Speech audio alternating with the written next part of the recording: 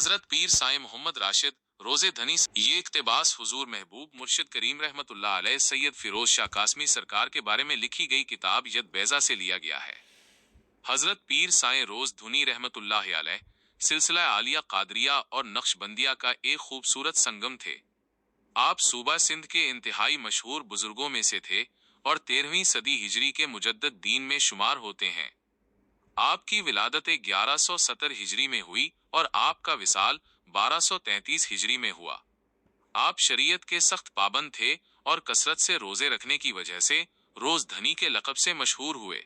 آپ سنت رسول صلی اللہ علیہ وآلہ وسلم کی پیروی میں بے مثال تھے۔ آپ کے ملفوظات شریف ارشادات فیضان کا خزانہ ہیں اور آپ کے ظاہری و باطنی کمالات کا آئینہ ہیں۔ آپ کا گاؤں پیر جو گوٹ ضلع خیرپور میں واقع ہے۔ موجودہ پیر صاحب پیر پگارا دامت برکاتہ آپ ہی کی اولاد میں سے ہیں۔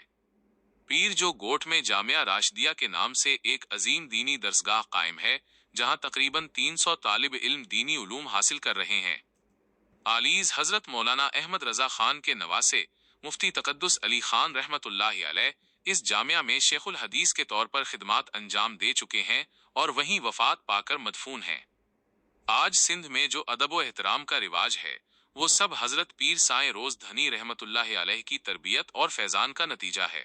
آپ کا فیض سوئی شریف، بھر چونڈی شریف، مشوری شریف اور والائرہ میں آج بھی جاری ہے۔